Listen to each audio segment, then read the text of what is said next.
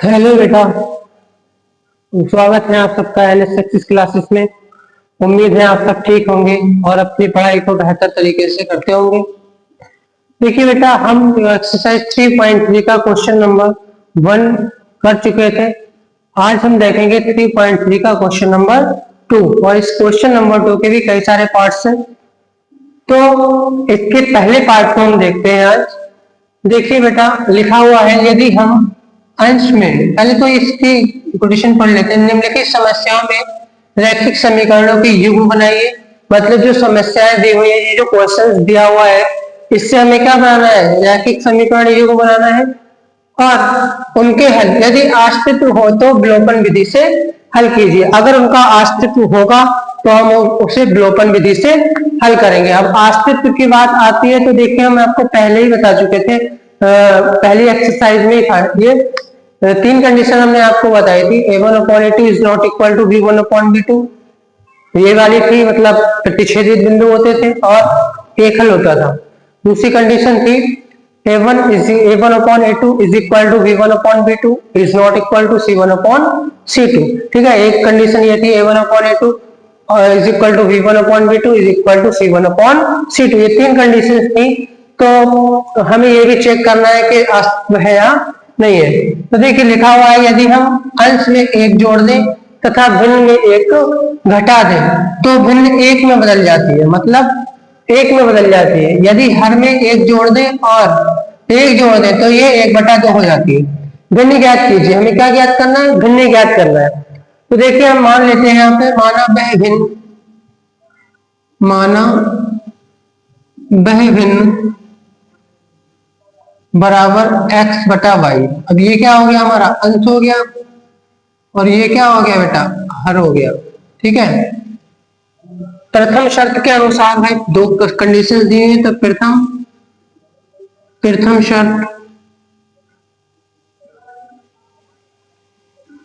शर्त क्या है? यदि हम अंश में 1 जोड़ दें, मतलब x+1, फिर बोल रहा है तथा हर में 1 घटा दे, और यही तो है y-1, तो ये क्या बन जाता है? 1 बन जाता है। अब देखिए बेटा, इसके बटे में कुछ नहीं तो क्या मान लेंगे? 1, और इसके क्रॉस मल्टीप्लाई कर देंगे, इसकी गुणा इससे, इसकी गुणा इससे। तो इसकी गुणा इससे करेंगे, ये हो जाएगा x+1 इज इक्वल टू, इसकी गुणा इससे करेंगे तो ये हो जाएगा y-1। ठीक है, y को इधर लाओ, 1 को उधर ले जाओ, तो x - y is equal to, इस 1 को इधर लाएंगे -1 और ये -1 ऑलरेडी है। ठीक है, तो यहाँ पे क्या हो जाएगा? x - y is equal to -2। इसे कहेंगे समीकरण 1।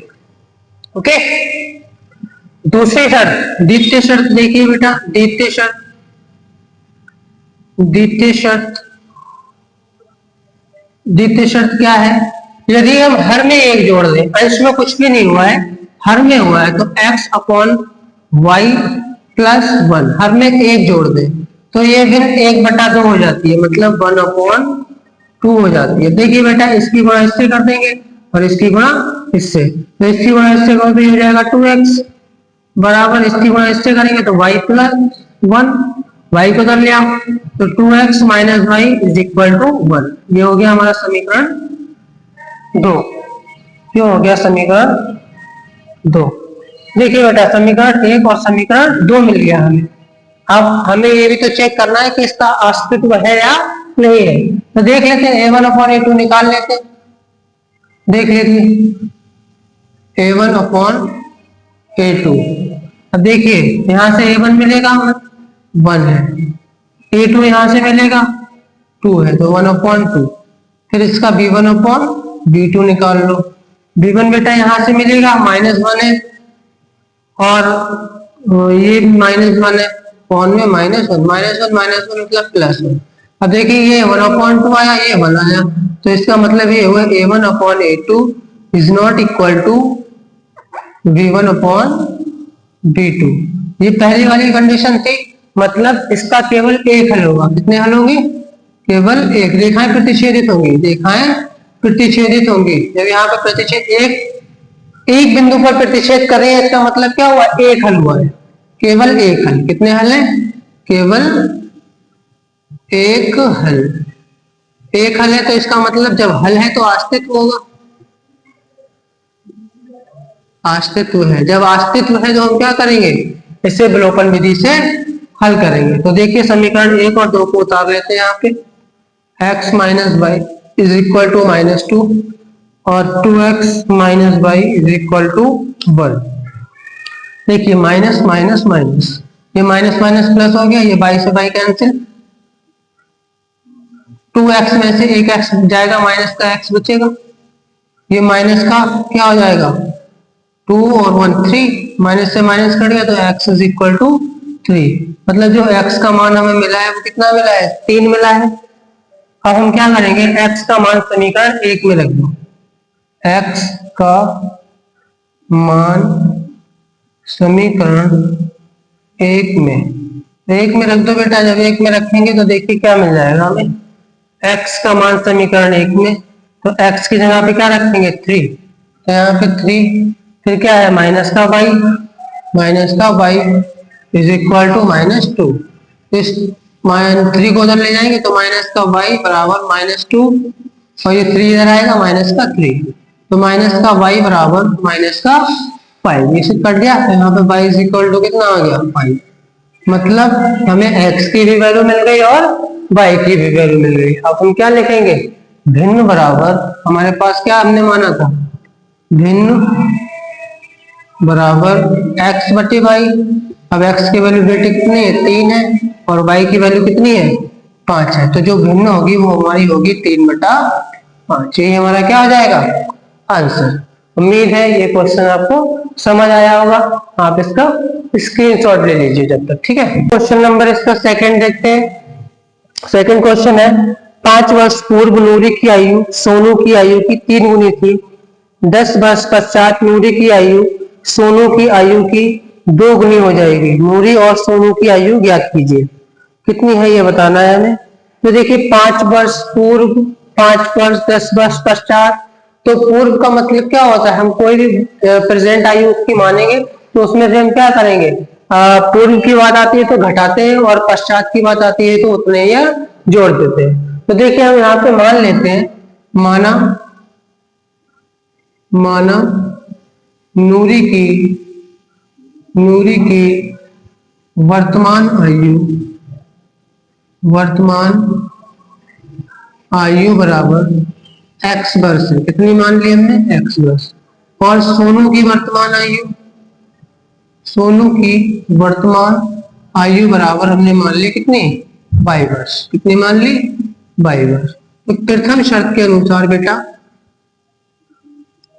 अभी यहाँ पे शर्त ना लगाओ, यहाँ पे ऐसे डायरेक्ट लिख लेते हैं।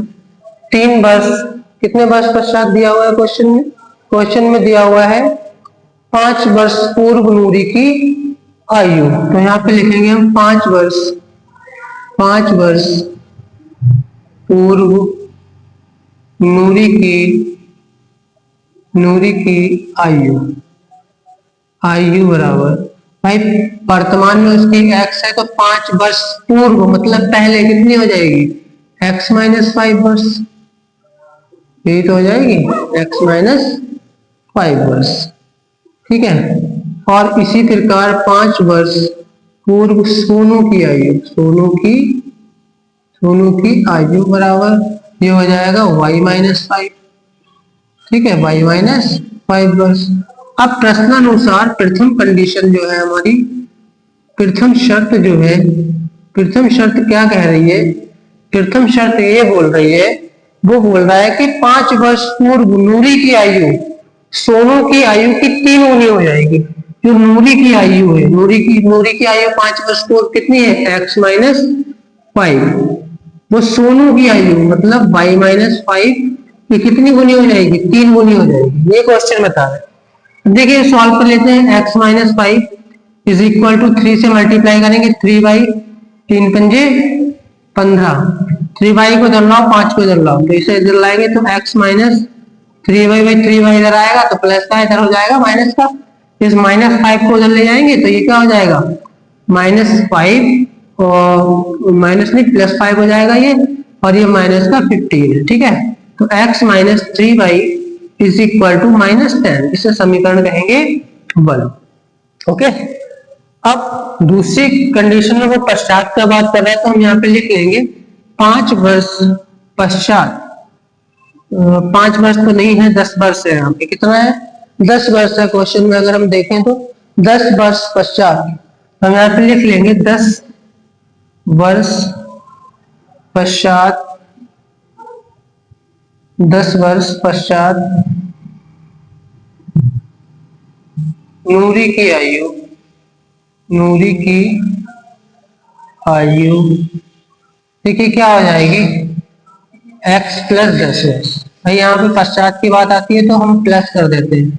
पश्चात 10 वर्ष पश्चात नूरी की आयु x+10, तो यहाँ पे हम लिख लेंगे 10 वर्ष पश्चात, 10 वर्ष पश्चात सोनू की आयु। किसकी आयु? सोनू की आयु बराबर क्या हो जाएगा? y+10 वर्ष। ठीक है। फिर जो कंडीशन हमें दी हुई है, कंडीशन क्या दी हुई है? दूसरी कंडीशन, द्वितीय कंडीशन जो दी हुई है, द्वितीय शर्त क्या दिया हुआ है भाई? बोल रहा है कि 2 गुनी हो जाएगी। 10 वर्ष पश्चात नूरी की आयु सोनू की आयु की 2 गुनी हो जाएगी। तो नूरी की आयु मतलब x+10, सोनू की आयु मतलब y+10 की कितनी गुनी हो जाएगी? 2 गुनी। इसे सॉल्व कर लेते हैं बेटा। x+10 is equal to 2y plus 2×20। ठीक है। क्या करेंगे अब हम क्या करेंगे? इस 2y को उधर लाएंगे, 10 को उधर ले जाएंगे। यहाँ पे x माइनस का 2y इज इक्वल टू, देखिए 20 है, 10 इधर आएगा तो 20 माइनस 10 हो जाएगा x minus 2y is equal to 10। इसे कहेंगे समीकरण 2। अब वही विलोपन विधि से इसे सॉल्व करके देख लेते हैं। विलोपन विधि से इसे सॉल्व कर लेंगे। तो यहाँ पे लिखेंगे हम समीकरण 1 को उतार लो, विलोपन विधि लगा दो। विलोपन विधि लगा दो बेटा, ये उतार लो यहाँ पे। x minus 3y is equal to -10 और x minus 2y is equal to 10। तो देखिए -10, देखो कुछ भी नहीं है यहाँ पे, माइनस माइनस और माइनस। देखिए ये प्लस, ये माइनस कैंसिल, ये माइनस माइनस प्लस हो गया, 3y में से 2y घट गया, माइनस का y बचा, और ये माइनस और ये माइनस, मतलब -10 -10 तो माइनस का 20, माइनस से माइनस कट गया तो y इज इक्वल टू कितना आ गया? 20 वर्ष। कितना आया? 20 वर्ष। y की वैल्यू 20 आई तो y का मान समीकरण 1 में रख दो। y का मान समीकरण 1 में, तो यहाँ पे लिखेंगे हम y का मान समीकरण 1 में रख दो बेटा। y का मान समीकरण 1 में x माइनस 3 इंटू वाई की वैल्यू है 20 बराबर -10। तो देखिए x माइनस 3 दूनी 6 मतलब 60 और बराबर -10। तो देखिए x इज इक्वल टू 60 को उधर ले जाएंगे, माइनस का 10 प्लस का 60, तो x इज इक्वल टू आ जाएगा 50। मतलब ये हुआ कि नूरी की वर्तमान आयु है x वर्ष है, तो x की वैल्यू कितनी है? 50। मतलब नूरी की वर्तमान आयु आ गई है आपकी 50 वर्ष। यहाँ पे हम लिख देंगे नूरी की वर्तमान आयु, नूरी की वर्तमान आयु बराबर 50 वर्ष, 50 वर्ष। और सोनू की वर्तमान आयु बेटा कितनी हो जाएगी? सोनू की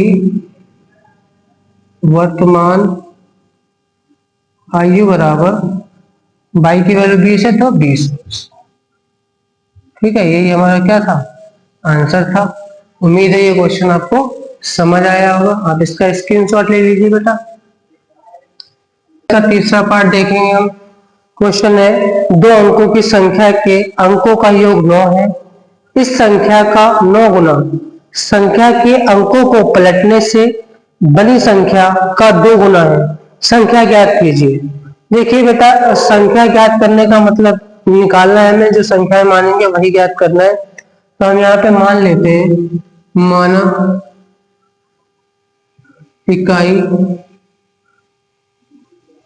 इकाई अंक बराबर y, और जो दहाई अंक है, दहाई अंक बराबर x। तो जो इससे हमें वास्तविक संख्या बनेगी तो वो क्या बनेगी, देखिए बेटा, इकाई अंक ये है, दहाई अंक ये है, इसका मतलब जो वास्तविक संख्या हमें मिलेगी, वास्तविक संख्या, वास्तविक संख्या भाई क्या मिल जाएगी, तो इकाई अंक पे क्या है, y है, और दहाई अंक पे कितना है 10, तो क्या 10x है। ठीक है, तो जो संख्या मिलेगी वो क्या मिलेगी, 10x प्लस y। तो अंकों को पलटने पर संख्या, पलटने पर संख्या, भाई पलटने पर क्या संख्या प्राप्त होगी हमें, y इधर आ जाएगा, x इधर आ जाएगा, तो मतलब 10y प्लस x। ठीक है, ये हो गया 10y प्लस x। देखिए प्रथम जो शर्त दी हुई है, प्रथम शर्त अंकों का योग, ये अंक है इनका योग, मतलब x प्लस वाई बराबर कितना दिया हुआ है, अंकों का योग 9 है भाई, x प्लस वाई बराबर 9, इसे हम कह देंगे समीकरण 1। दूसरी शर्त बेटा क्या बोल रहा है, ये दूसरी शर्त में बोल रहा है इस संख्या का 9 गुना, किस संख्या का, वास्तविक संख्या का 9 गुना। यहाँ पे लिखेंगे द्वितीय शर्त, द्वितीय शर्त। देखिए वास्तविक संख्या का 9 गुना, मतलब 9 गुना किसका, इस वास्तविक संख्या का 10x प्लस वाई का 9 गुना। ठीक है, 9 गुना अंकों संख्या के अंकों को पलटने से बड़ी संख्या का 2 गुना है, पलटने पर जो संख्या मिली है उसका 2 गुना, मतलब 10y प्लस x का कितना गुना, 2 गुना। अब इसे हम क्या करेंगे, सॉल्व कर लेंगे इसी तरीके से, कुल 9 की गुणा 10 से करेंगे, 9 10 90x, 9 की गुणा y से करेंगे 9y बराबर 20y, और इसकी गुणा करेंगे प्लस का 2x। ठीक है, तो क्या करेंगे हम, इस x को इधर ले आएंगे, तो 90x minus 2x is equal to, इस y को उधर ले जाएंगे 20y माइनस 9y। देखिए ये 88x बचेगा, यहाँ पे क्या बचेगा 11y। तो क्या करेंगे हम, x की वैल्यू अगर हमें निकालनी है या y की वैल्यू निकालनी है, तो 11 इसके बटे में आएगा, तो 11 एकम 11, 11 अट्ठे 88, मतलब ये आ जाएगा 8x is equal to y। मतलब y का मान हमें क्या, y का मान मिला है 8x, y का मान 8x मिला, तो y का मान समीकरण 1 में, y का मान समीकरण 1 में यहाँ पे लिख देंगे, y का मान समीकरण 1 में रख दो बेटा, y का मान समीकरण 1 में, तो x प्लस y की जगह पे क्या लिखेंगे 8x, यहाँ पे आ जाएगा 8x इज इक्वल टू 9, तो 8x और 1x 9x बराबर 9, 9 एकम 9, तो x बराबर कितना आ गया, x बराबर 1। ठीक है, x का मान समीकरण 2 में लिख देंगे, x का मान समीकरण 2 में रख दो बेटा, 2 में, यहाँ पे आ जाएगा y is equal to 8 into 1, तो y बराबर क्या आ जाएगा 8 आ जाएगा, क्या आ जाएगा 8 आ जाएगा। ठीक है, तो वो ये पूछ रहा है क्वेश्चन में, वह संख्या क्या होगी, वह संख्या क्या होगी। तो देखिए बेटा इकाई अंक हमने क्या माना था, यहाँ पे लिखेंगे संख्या बराबर इकाई अंक हमने क्या माना था y, तो इकाई अंक की जगह पे 1, दहाई अंक क्या माना था x की वैल्यू कितनी है 1, तो 1, तो जो संख्या होगी वो कितनी होगी 18 होगी। ठीक है, मुझे क्वेश्चन समझ आया होगा बहुत अच्छे से। अब आप इसे क्या करें, स्क्रीनशॉट ले लें, नोट कर लें। इसका चौथा क्वेश्चन देखते हैं हम, क्वेश्चन नंबर 4 की है, मीना 2000 निकालने, 2000 रुपए निकालने के लिए बैंक गई, उसने खजांची से 50 तथा 100 के नोट देने को कहा।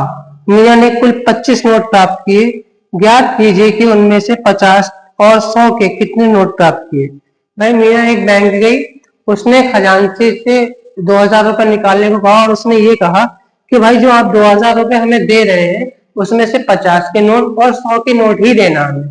ठीक है, तो ये बताना है कि 50 और 100 के उसने कितने कितने नोट लिए, 50 के कितने लिए और 100 के कितने नोट लिए। ठीक है, तो हम यहाँ पे मान लेते हैं माना 50 के नोट बराबर 22। यहाँ पे हम मान लेते हैं माना 50 रुपए के नोट बराबर x। हमने मान लिया कि 50 के जो नोट उसने लिए हैं उससे वो कितने लिए हैं, x नोट लिए हैं। और हम ये भी मान लेते हैं 100 रुपए के नोट, 100 रुपए के नोट उसने 22 लिए। ठीक है, तो देखिए बेटा क्वेश्चन किताब के अकॉर्डिंग जो क्वेश्चन है आपका वो ये है कुल नोट उसने कितने लिए, 25 लिए हैं। ठीक है, तो जो कुल नोट लिया उसने 25 लिए हैं, इसमें से x और y। तो यहाँ पे प्रथम शर्त जो है वो है, प्रथम शर्त जो है, प्रथम शर्त क्या है, कुल नोट, कुल नोट, कुल नोट उसने लिए हैं 25, जिसमें से 100 के 50 के भी नोट थे और 100 के भी नोट थे, जो 25 के बराबर है। इसे समीकरण क्या कहेंगे, 1। ठीक है, और कुल धनराशि उसने ली कितने, 2000 रुपये निकाल लेंगे। तो द्वितीय शर्त क्या है इसकी, द्वितीय शर्त, द्वितीय शर्त ये है कुल धनराशि, कुल धनराशि, कुल धनराशि उसने 2000 रुपये ली। कितनी ली, 2000 रुपये, जिसमें से 50 के मान लिए x नोट थे प्लस 100 के मान लिए y नोट थे, बराबर टोटल रुपया कितना था, 2000। ठीक है बेटा, अब यहाँ पे देखिए 50 कॉमन ले लेंगे, 50 जब हम कॉमन लेंगे तो x बचेगा, 50 दूनी 100, 2y बराबर 2000। देखिए बेटा 0 से 0 कट गया, 5 चौका 20, मतलब x plus 2y is equal to 40। यहाँ से हमें मिल गया समीकरण 2। ठीक है, अब हम क्या करेंगे, समीकरण 1 और समीकरण 2 को हल कर लेंगे। ठीक है, यहाँ पे लिखेंगे समीकरण 1 व 2 से, समीकरण 1 को उतार लो यहाँ पे, x प्लस का y इज इक्वल टू 25 और x plus 2y is equal to 40। ठीक है, हल करेंगे तो माइनस माइनस और माइनस, ये तो कट गया प्लस माइनस, 2y में से 1y जाएगा तो माइनस का y बचेगा, -40 में से 25 जाएगा तो माइनस का 15 बचेगा, माइनस से माइनस कट जाएगा। तो जो y की वैल्यू हमें मिलेगी, y की value y is equal to हमें मिल जाएगा 15। कितना मिल जाएगा, 15। y का मान समीकरण 1 में रख दो, यहाँ पे लिखेंगे y का मान समीकरण 1 में रख दो बेटा, समीकरण 1 x प्लस y की जगह पे रखेंगे 15 बराबर 25, तो x बराबर 25 और 15 को उधर ले जाएंगे माइनस का 15, तो x बराबर आएगा 10। मतलब ये हुआ 50 के जो नोटों की संख्या है x की वैल्यू 10 आई तो 10 होगी, और 100 के नोटों की संख्या जो है वो कितनी होगी, 15। ठीक है, यही हमारा क्या हो गया, आंसर हो गया। ठीक है, चलो इसी पे हम क्वेश्चन नंबर 5 भी यहाँ पे देख लेते हैं। क्वेश्चन नंबर 5 देखिए, क्वेश्चन नंबर 5 दिया हुआ है बेटा, किराए पर पुस्तकें देने वाली किसी पुस्तकालय का प्रथम 3 दिनों का एक नियत किराया है, उसके बाद प्रत्येक अतिरिक्त दिन का अलग किराया है। सरिता ने 7 दिनों तक एक पुस्तक रखने के लिए 27 रुपए अदा किए, जबकि सुशी ने एक पुस्तक 5 दिनों तक रखने के लिए 21 रुपए अदा किए। देखिए बेटा इसमें से जो लाइब्रेरी में पुस्तकों की बात हो रही है, यहाँ पे एक पुस्तकालय का 3 दिन का एक फिक्स किराया है, मतलब 3 दिन का एक फिक्स किराया है। फिर तीसरे दिन के जैसे 3 दिन तक आपने कोई भी बुक ली है तो उतना ही किराया जाएगा आपसे। सपोज मान लो 10 रुपए है, 3 दिन का किराया कितना है, मान लिया आपने 10 रुपए है, तो अगर आपने पुस्तक 3 दिन के लिए ली है तो आपको 10 ही रुपए देना पड़ेंगे। लेकिन अगर 3 दिन के लिए पुस्तक लिए, किसी वजह से आप नहीं दे पाए पुस्तक, 4 दिन हो गए, 5 दिन हो गए, तो 3 दिन के तो आपको 10 देना पड़ेंगे, लेकिन फिर हर दिन का अतिरिक्त किराया भी आपको देना पड़ेगा। ये बात हुई है। तो यहाँ पे देखिए पुस्तक का जो किराया है वो हम क्या आप यहाँ पे लिखेंगे, हम यहाँ पे मान लेंगे, माना 3 दिन का अतिरिक्त किराया, माना 3 दिन 3 दिन 3 दिन का अतिरिक्त किराया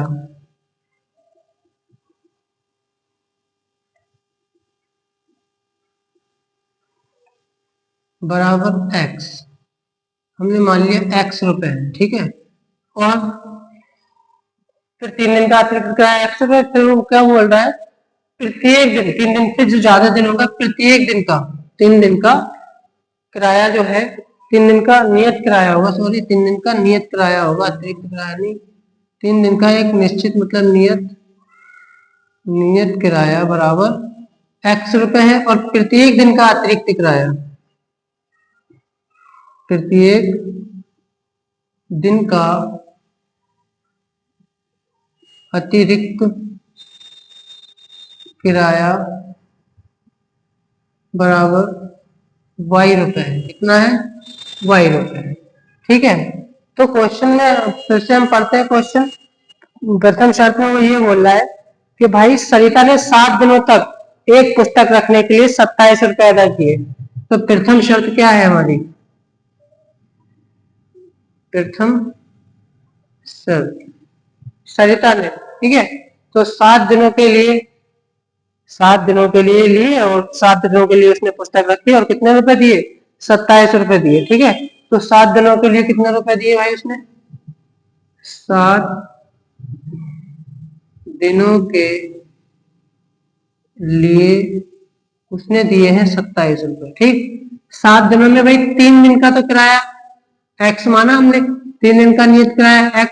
अब बचे कितने दिन, 7 में से 3 निकाल दोगे 4 दिन बचे, तो 4 दिन का जो अतिरिक्त किराया है वो कितना है, बाई है। तो यहाँ पे क्या हो जाएगा, 4y इज इक्वल टू 27। इसे हम कहेंगे समीकरण 1, ठीक है। जो द्वितीय शर्त है बेटा, द्वितीय शर्त क्या बोल रहा है क्वेश्चन में, बोल रहे हैं 5 दिनों तक पुस्तक रखने के लिए 21 रुपए अदा किए। मतलब 5 दिन के लिए, 5 दिनों के लिए जो किराया है, 5 दिनों के लिए बराबर 21 रुपए अदा किए। भाई 3 दिन के लिए तो x ही रुपए देना पड़ेंगे, लेकिन जो 2 दिन बचेगा उसमें अतिरिक्त किराया y देना पड़ेगा, मतलब x plus 2y is equal to 21। इसे क्या कहेंगे, समीकरण 2, ठीक है बेटा। अब समीकरण 1 और समीकरण 2 को क्या कर देंगे, विलोपन विधि से हल कर देंगे। यहाँ पे लिखेंगे समीकरण 1 व 2 से। देखिए समीकरण 1 लिख लो यहाँ पे, या ऐसा करो यहां से लिख लो, यहां से लिख लो, समीकरण 1 लिख लो। यहाँ पे क्या है, x प्लस 4y, यहाँ पे लिख लेंगे x प्लस 4, थोड़ा सा नीचे लिखो, x plus 4y is equal to 27। दूसरा समीकरण है x plus 2y, is equal to 21, ठीक है। इसे हम घटा देंगे, माइनस माइनस और माइनस, ये प्लस ये माइनस कट गया, 4y में से 2y जाएगा तो 2y बचेगा, और 27 में से 21 जाएगा तो 6 बचेगा, 2 एकम 2, 2 तिया 6, मतलब y इज इक्वल टू कितना आया, 3।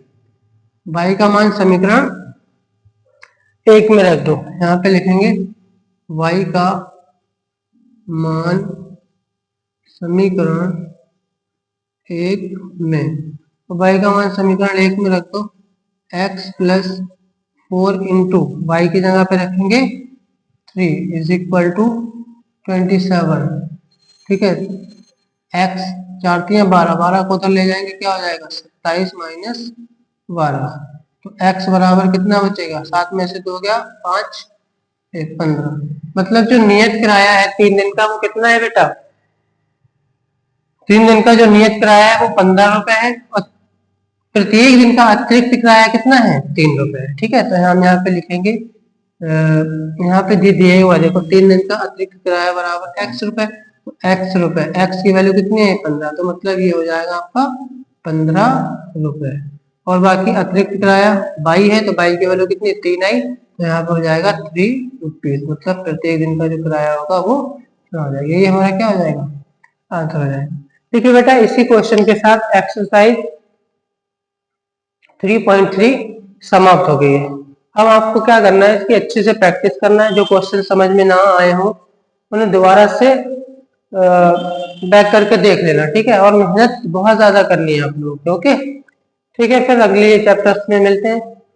ठीक।